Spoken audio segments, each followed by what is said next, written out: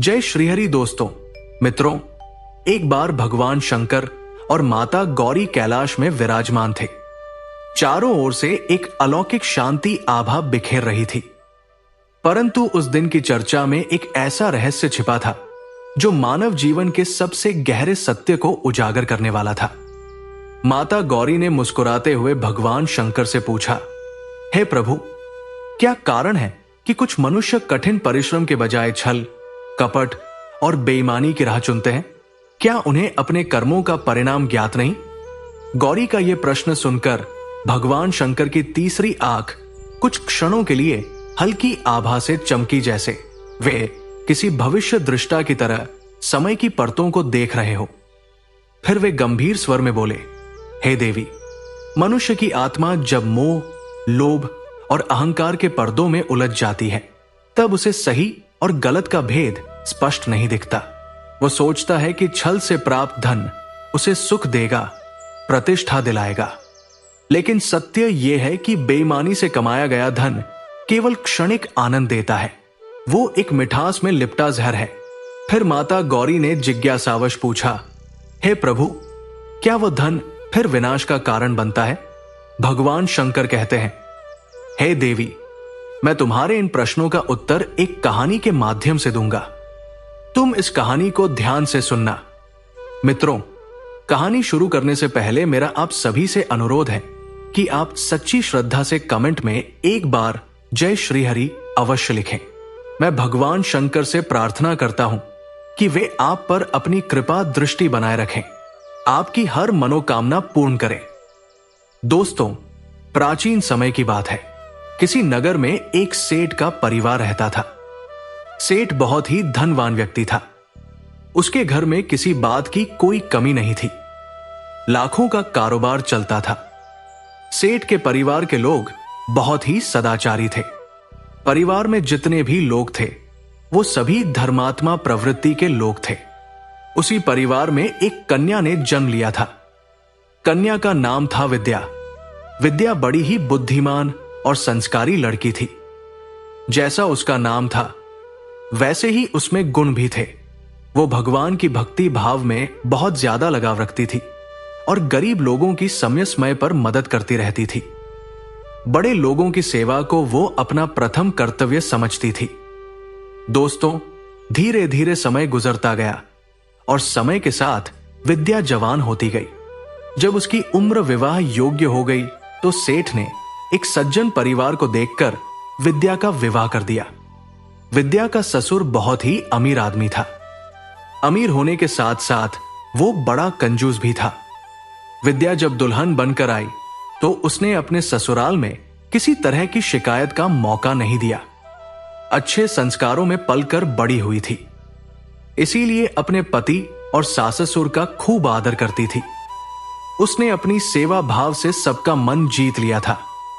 दोस्तों, धीरे धीरे ससुराल में रहते रहते उसे कई वर्ष बीत गए। एक दिन की बात है, सुबह सुबह विद्या अपने घर के आंगन में झाड़ू लगा रही थी।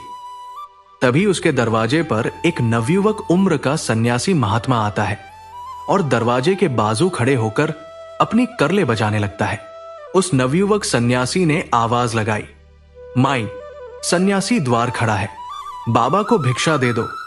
दोस्तों, उस नौजवान सन्यासी की आवाज जब विद्या ने आंगन में सुनी तो विद्या फौरन द्वार पर आई और उस सन्यासी को देखकर कहने लगी, अरे बाबा, आखिर तुम्हें इतनी जल्दी क्यों है? थोड़ा और सब्र कर लेते। दोस्तों, सेठ की बहू के इतना कहने पर वो सन्यासी बोला, हे देवी, मुझे डर लग रहा है। सन्यासी का जवाब सुनकर विद्या हंसने लगी। इधर उस सन्यासी और सेठ की बहू का वार्तालाप हो रहा था।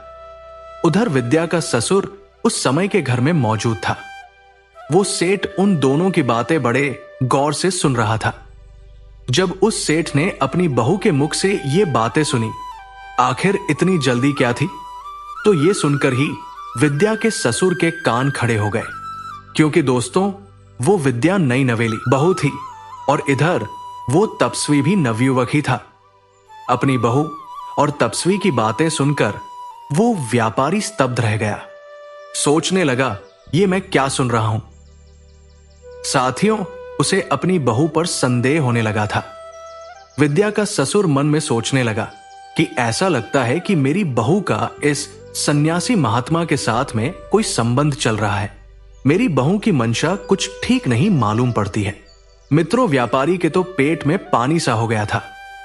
वो सोचने लगा, हे नारायण, ये मैं क्या देख रहा हूं। सन्यासी कह रहा था कि मुझे भय लग रहा है, तो फिर इसे किस बात का डर लग रहा था। अब तो वो और ध्यान से उनकी बातें सुनने लगा। व्यापारी की बहू उस नवयुवक तपस्वी से हंस हंस कर बातें कर रही थी। हो ना हो इस साधु का मेरी बहू के साथ में कोई ना कोई संबंध अवश्य है। अब मैं सुनता हूं कि ये आगे और क्या बात करेंगे। अब वो व्यापारी अपनी चारपाई से उठकर खिड़की के पास आकर खड़ा हो गया और चुपचाप खड़े होकर उस सन्यासी और अपनी बहू की बातों को सुनने लगा। व्यापारी खिड़की से कान लगाकर बड़े ध्यान से सुन रहा था। मित्रों, फिर वो नवयुवक सन्यासी विद्या से पूछने लगा, हे देवी, तुम्हारी उम्र कितनी है? उस नवयुवक साधु की बात का उत्तर देते हुए विद्या कहने लगी, हे साधु महात्मा, अभी मेरी उम्र ही क्या है, अभी तो मैं 9 वर्ष की ही हुई हूं। साथियों, इधर विद्या का ससुर अपने कक्ष में खड़ा हुआ उन दोनों की बातों को ध्यान से सुन रहा था। जब उसने सुना कि मेरी पुत्रवधू क्या कह रही है कि मेरी अभी उम्र ही क्या है, अभी तो मैं मात्र 9 वर्ष की ही हुई हूं। इन वाक्यों को सुनने के बाद विद्या के ससुर के दिमाग में झटका सा लगा। आखिर मेरी बहू ये क्या बोल रही है? उस तपस्वी से कितना बड़ा झूठ बोल रही है। इसे अपनी उम्र इतनी कम बताने की क्या आवश्यकता है? उधर महात्मा ने उस बात को दोहराया कि अच्छा देवी, तो अभी तुम्हारी उम्र केवल 9 वर्ष हुई है।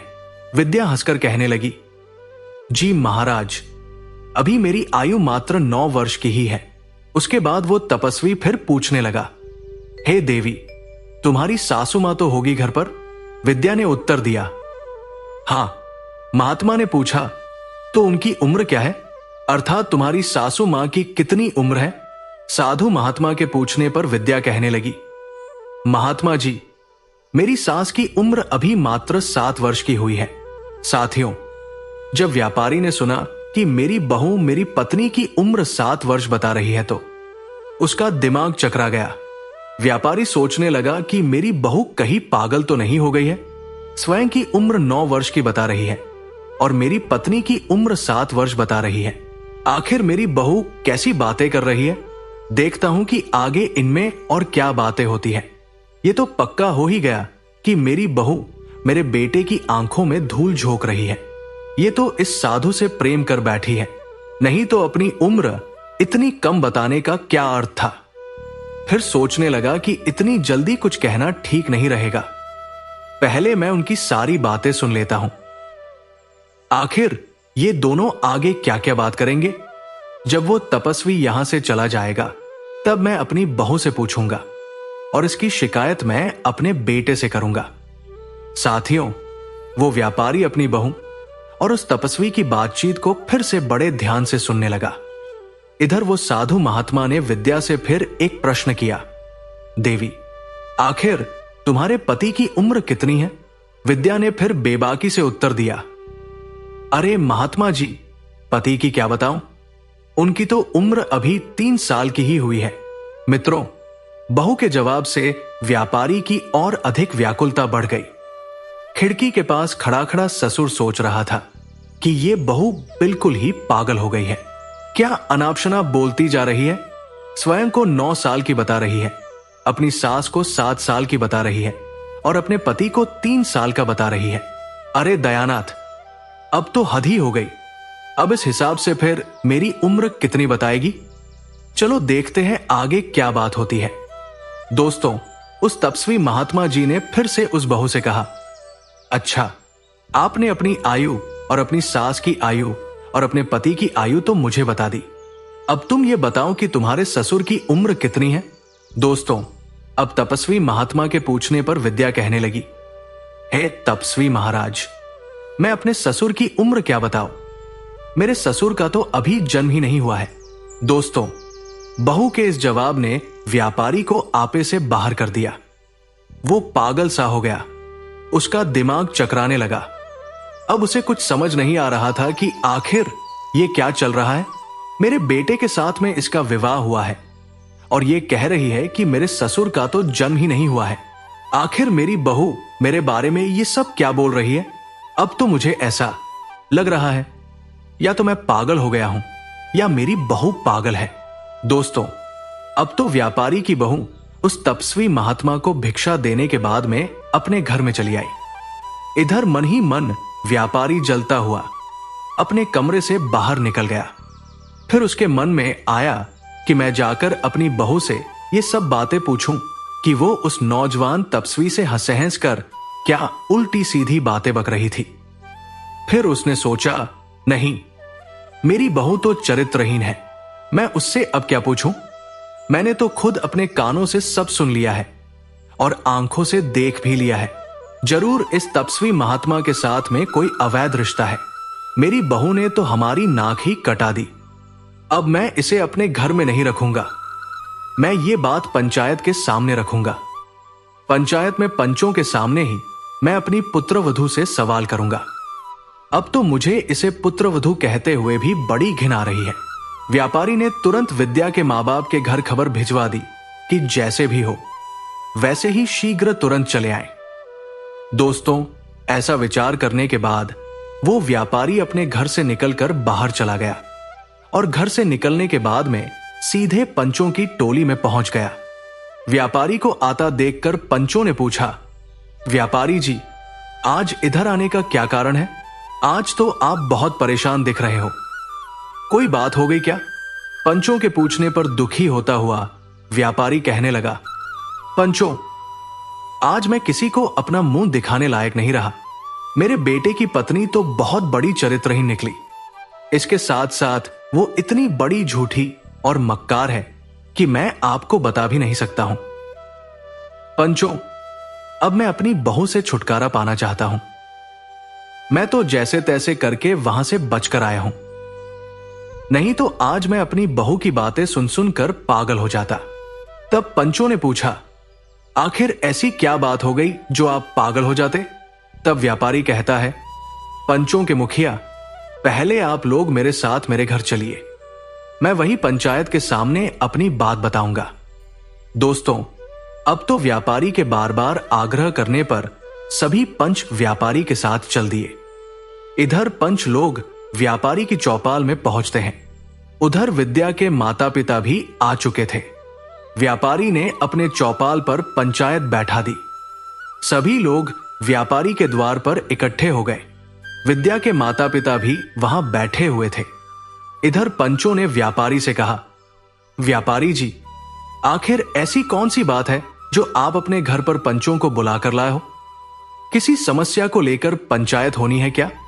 सब लोग तुम्हारे घर पर आ चुके हैं, अब बताओ आखिर क्या बात है? तब व्यापारी ने कहा, पंचों, अब मैं अपनी पुत्रवधू विद्या को पंचायत में बुलाना चाहता हूं। सबसे पहले आप मेरी बहू को बुलवाएं। मैं अपनी समस्या उसी के सामने रखूंगा। दोस्तों, अब तो पंचायत का आदेश मिलते ही तुरंत विद्या को बुलाया गया। जब व्यापारी की बहू आ गई तो फिर पंचों ने कहा, है व्यापारी जी, अब तो आपकी बहू भी आ गई है। अब तो आप बताओ आखिर कौन सी बात है? आखिर तुम्हारी बहू ने ऐसा क्या कर दिया जो तुम इतने दुखी हो गए? तब व्यापारी कहता है, पंचों, आज सुबह जब मैं सोकर उठा तो मैंने कुछ ऐसा देखा जिसे देखकर और सुनकर मैं बड़ा दुखी हूं। मैंने देखा कि मेरी बहू आंगन में झाड़ू लगा रही थी। तभी दरवाजे पर एक नौजवान तपस्वी आता है और दरवाजे के बाहर खड़ा होकर भिक्षा मांगने लगता है। जैसे ही उस तपस्वी महात्मा की आवाज मेरी बहू के कानों में पहुंची तो वो उसी समय भिक्षा लेकर द्वार पर गई। इतना कहकर व्यापारी चुप हो जाता है। तब पंचों ने कहा, व्यापारी जी, इसमें कौन सी दुखी होने की बात है? ये तो अच्छी बात है, एक नारी को यही करना चाहिए। बस इसी बात के लिए तुमने अपने घर पर पंचायत बुलाई है? द्वार आए किसी साधु, संत या भूखे भिक्षुक को भिक्षा देना नारी का धर्म है। इसमें इतना परेशान होने वाली बात क्या है? तब व्यापारी कहता है, आप सभी लोग जरा सब्र कीजिए, मैं आपको पूरी कहानी सुनाता हूं। मेरी बहू की करतूत सुनकर आप भी हैरान रह जाओगे। मेरी चिंता बहुत बड़ी है। यदि बात छोटी सी होती तो मुझ पर कोई फर्क नहीं पड़ता। अगर ये कोई छोटी मोटी बात होती तो मैं आपको अपने दरवाजे पर बुलाकर परेशान नहीं करता। बात बहुत गंभीर है और उसका निर्णय सिर्फ पंचायत ही कर सकती है। पंचों ने कहा, ठीक है व्यापारी जी, आपकी बातें सुनकर तो ऐसा लग रहा है जैसे कोई बहुत बड़ी बात नहीं है। व्यापारी बोला, अरे नहीं, जिस बात को लेकर मैं इतना चिंतित हूं, यदि वो बात आप भी जान लोगे तो आप मेरी परेशानी को समझ जाओगे। तब पंचों के मुखिया ने कहा, व्यापारी जी, आप इतनी देर से हमें गोल गोल घुमा रहे हो, साफ साफ क्यों नहीं बताते कि बात क्या है। तब व्यापारी कहता है, देखो बात यह है कि मेरे द्वार पर भिक्षा मांगने एक नवयुवक तपस्वी आया, तो मेरी बहू को चाहिए था कि वो चुपचाप भिक्षा ले जाकर उसे दे देती। उसे बातचीत करने की क्या जरूरत थी, और बातचीत भी ऐसी की कि अगर वो बात आप लोग सुनोगे तो आपको भी लगेगा कि मेरी बहू ठीक नहीं है। फिर आपको पता लग जाएगा कि मैंने यहां पंचायत क्यों बुलाई है। अब ये बात आप मेरी बहू के मुंह से ही सुनिए कि मेरी बहू और उस नवयुवक तपस्वी में क्या बातचीत हुई थी। दोस्तों, व्यापारी ने जब इतनी बात कही तो उसकी बहू कहने लगी, पिताजी, बताने के लिए तो मैं भी बता सकती हूं कि मेरे और उस महात्मा जी के बीच में क्या बातचीत हुई थी, लेकिन पिताजी, घर में पंचायत आपने बुलाई है, इसलिए पहले आपका अधिकार बनता है कि आप ही बताएं। उसके बाद मैं आपके प्रत्येक सवाल का जवाब अवश्य दूंगी। दोस्तों, बहू की बात सुनने के बाद पंचों को भी लगा कि बहू ठीक कह रही है। तब पंचों ने कहा, व्यापारी जी, आप बात को इधर उधर मत घुमाइए, अपनी समस्या को आप ही बता दीजिए। आपको अपनी बहू से क्या परेशानी है? उसने ऐसा क्या कर दिया है जो आपको इतनी बेचैनी हो रही है? क्या उसने कोई ऐसा कदम उठा लिया है जो समाज और मर्यादा के विरुद्ध है? यदि ऐसा हुआ है तो पंचायत की ओर से उसे दंड दिया जाएगा। आप निश्चिंत रहिए, पहले आप पंचायत को पूरी बात बताएं। तब व्यापारी बोला, अरे भाई, बात कुछ ऐसी है जिसे बताने में मुझे बहुत लज्जा आ रही है। आपको तो पता है मैं इस गांव का बहुत ही इज्जतदार व्यापारी हूं, लेकिन मुझे तो ऐसा लगता है कि मेरी बहू ने मेरी सारी इज्जत मिट्टी में मिला दी। मेरी सारी प्रतिष्ठा थी जिसे मेरी बहू ने उस तपस्वी महात्मा से बात करते ही धूल में मिला दिया। कुछ ऐसी बातें हैं जो ना तो कहने में आ रही हैं और ना आपको सुनकर अच्छी लगेंगी, इसलिए आप मेरी बहू से ही पूछ लीजिए। तब पंच लोग बोले, बहू, अब तू ही बता दे कि आखिर तपस्वी और तेरे बीच में क्या बात हुई थी। तब विद्या कहती है, ठीक है पिताजी, यदि आपको बताने में शर्म आ रही है तो मैं ही बता देती हूं कि मेरे और महात्मा जी के बीच क्या बात हुई थी। लेकिन पिताजी, शुरुआत तो आपको करनी पड़ेगी। पहली बात आप कहेंगे, फिर मैं उसका उत्तर दूंगी। यदि मैं गलत हूं तो पंचायत मुझे जो सजा सुनाएगी मुझे मंजूर है। तब व्यापारी कहता है, सब लोग ध्यान से सुनो। मेरे द्वार पर एक तपस्वी महात्मा भिक्षा मांगने आया था, तो मैंने अपनी बहू से पूछा, बहू, जब वो महात्मा आया था तो तुमने उससे क्या कहा था? क्या तुमने कहा था कि तपस्वी जी, अभी इतनी जल्दी किस बात की है? अपनी बहू से बोला बताओ, तुमने ये बात उस तपस्वी से कही थी या नहीं? समस्त पंचायत के सामने मैं तुमसे ये जानना चाहता हूं कि तुमने उस महात्मा से ऐसा क्यों कहा? ससुर की बात सुनते ही बहू कहने लगी, हां पिताजी, मैंने ये बात उस महात्मा से कही थी। राय साहब बोले, फिर तुम्हारे पूछने पर उस तपस्वी ने क्या उत्तर दिया था? तो बहू ने बताया कि है ससुर जी, उस तपस्वी महात्मा जी ने कहा था कि मुझे डर लग रहा था। तब राय साहब ने कहा है, बहू, अब तुम पूरी पंचायत के सामने ये बताओ कि आखिर उस बात का क्या मतलब था। ऐसी बात सुनकर भला किसका दिमाग नहीं घूमेगा। मैं तो तभी समझ गया था कि तुम्हारा चरित्र ठीक नहीं है, इसलिए मैं तुम्हें अब अपने घर में नहीं रखूंगा। तब बहू जवाब देती है, ससुर जी, अगर मेरी बात गलत निकली तो मैं सबके सामने कहती हूं कि मैं तुम्हारे घर को छोड़कर चली जाऊंगी। पहले मेरी बात पूरी सुन लो। तब बहू कहती है, पिताजी, मैंने उस नौजवान तपस्वी से इसलिए ये बात कही थी कि उसने छोटी सी उम्र में ही संन्यास धारण कर लिया। जो उम्र खेलने कूदने हंसने खेलने की होती है, उस उम्र में उसने वैराग्य धारण करके तपस्वी बन गया।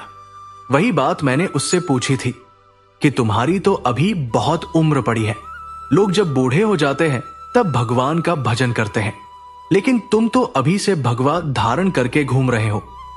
तो मैंने उससे कहा था कि अभी इतनी जल्दी क्या थी जो तुम महात्मा बन गए, उम्र तो बहुत लंबी है। तब तपस्वी ने मेरी बात का जवाब ये कह कर दिया था कि मुझे डर लग रहा था। इसीलिए तपस्वी के बातों का मतलब था कि मौत का कोई भरोसा नहीं कब आ जाए। लोग बुढ़ापे में भजन करने लगते हैं, लेकिन यहां तो एक पल का पता नहीं है कि मौत कब आकर दबा ले। मरने से पहले मनुष्य को अपने कल्याण के लिए जितना कर ले वही उसके साथ जाता है। बहू ने जवाब दिया, पिताजी, आपने अपनी जिंदगी में 2 रुपए का भी कभी दान नहीं किया है। यदि गांव में कोई धार्मिक कार्य होता है, कोई भगवान की चर्चा होती है या भागवत कथा होती है, आप कभी भी उसमें नहीं गए।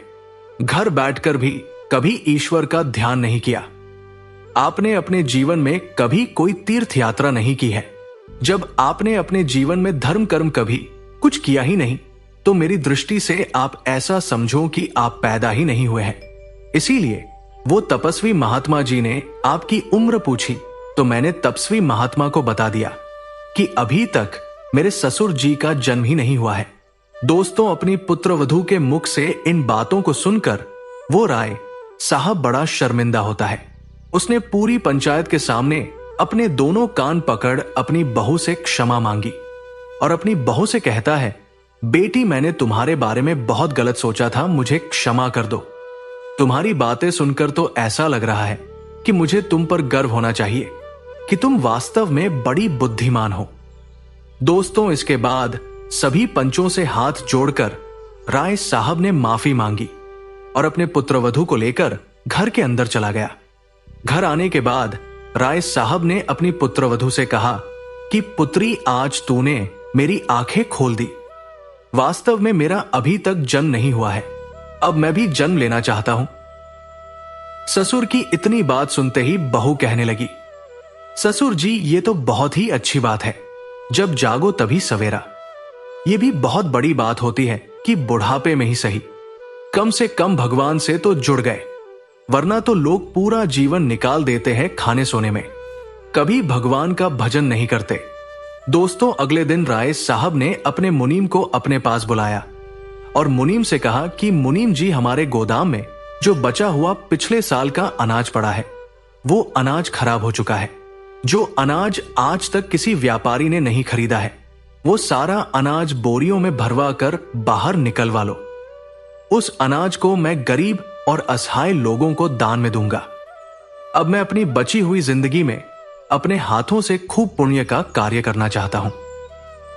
दोस्तों, इस प्रकार राय साहब के मुनीम ने पिछले साल का वो अनाज बोरियों में भरवा कर भानुलाल के दरवाजे पर लाकर रख दी। बारिश में भीगने की वजह से बेकार हो चुका था। भानुलाल ने सोचा कि इस बेकार अनाज को ही गरीबों में दान कर दूं। दोस्तों, जैसे ही ये खराब गेहूं की बोरियां घर पर पहुंची तो उन बोरियों से बदबू आ रही थी। बदबू की वजह से भानुलाल की पुत्रवधू घर से निकलकर बाहर आई। भावना ने घर के बाहर जाकर देखा कि खराब गेहूं की बोरियां भरी है। इस पर भावना ने अपने ससुर से पूछा कि पिताजी, आपने ये अनाज की बोरियां किसके लिए मंगाई है? तब भानुलाल बताता है, बहू, कल आपने मेरी आंखें खोल दी थी। तुमने मुझे बता दिया था कि मैंने अभी तक जन्म नहीं लिया है, इसलिए कल से मैं भी दान पुण्य के कार्य करूंगा। इसलिए मैंने मुनीम से कहकर अपने गोदाम से ये गेहूं की बोरियां मंगवाई हैं। भावना अपने ससुर की मंशा को समझ चुकी थी कि मेरे ससुर ये सड़ा हुआ दुर्गंध अनाज गरीबों को खिलाना चाहते हैं। दोस्तों, भावना बहुत समझदार थी। वो तो वहां से घर के अंदर चली गई और मन में सोचने लगी कि मेरे ससुर जी सुधरे तो हैं, लेकिन अभी पूरी तरह से नहीं सुधरे हैं। अब मुझे कुछ ऐसा करना चाहिए कि मेरे ससुर को अपने किए का ज्ञान हो जाए। काफी सोच विचार के बाद भावना ने उन सड़े हुए गेहूं में से कुछ गेहूं निकाले और उन्हें कूट पीस कर उनका आटा बना लिया। फिर उस आटे की रोटियां बनाई। शाम को जब भावना का ससुर भोजन करने के लिए आया तो भावना ने उसी आटे की बनी रोटियां अपने ससुर को परोस दी।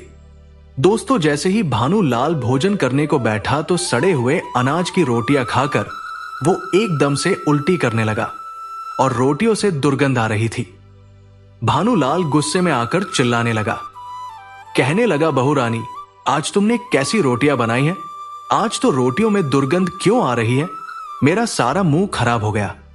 भावना ने रसोई से ही पूछा, क्या बात है पिताजी? तो भानुलाल कहने लगा, बहू रानी, आज आपने कैसी रोटियां बनाई हैं? इस रोटी को खाते ही मुझे उल्टी आने लगी। आज तुमने कैसा भोजन बनाया है?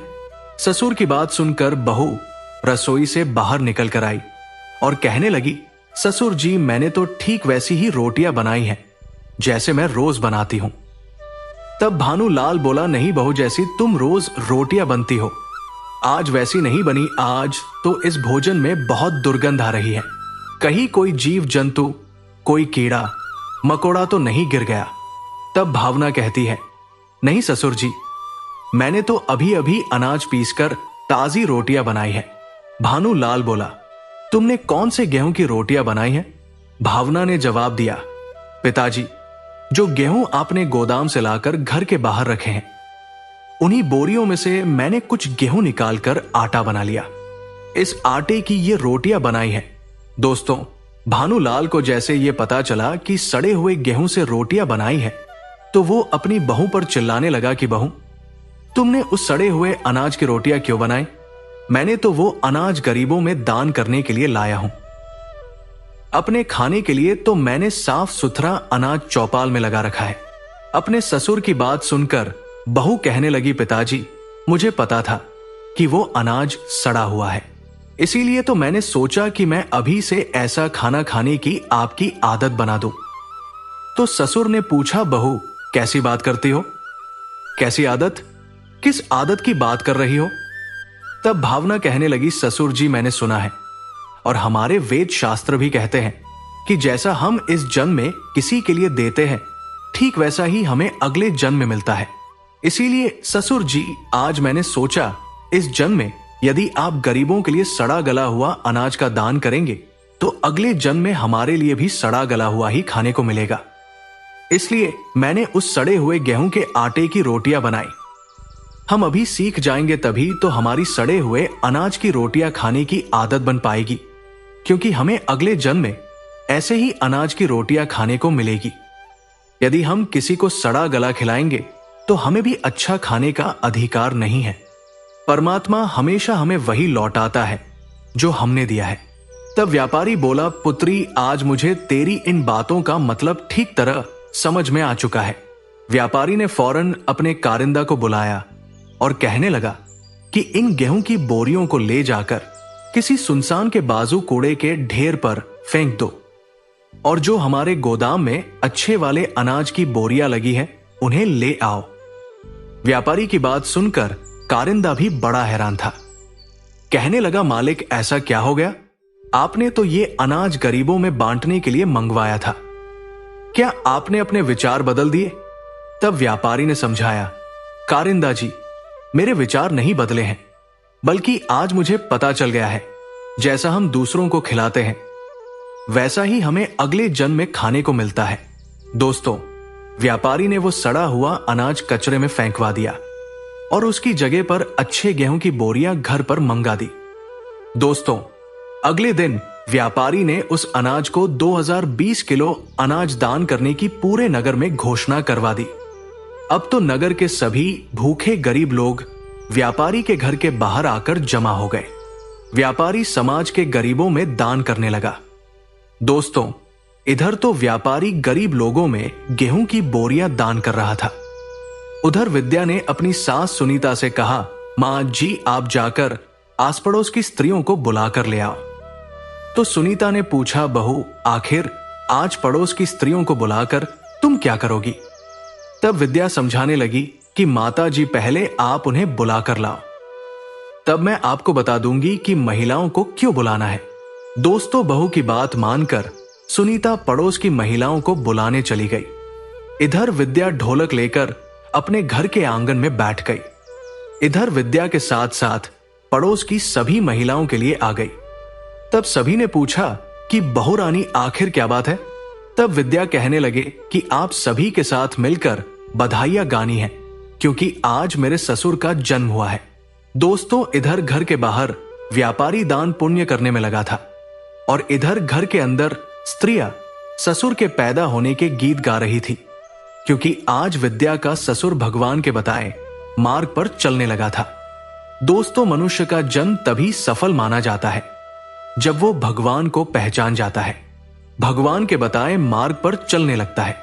कहते हैं बिना धर्म कर्म के मनुष्य पशु के समान होता है, धर्म बिन इंसान पशु समान है। दोस्तों, आज की ये वीडियो आपको अच्छी लगी हो तो हमारे चैनल को सब्सक्राइब जरूर करें। मिलते हैं अगली वीडियो में। आप अपना ख्याल रखें।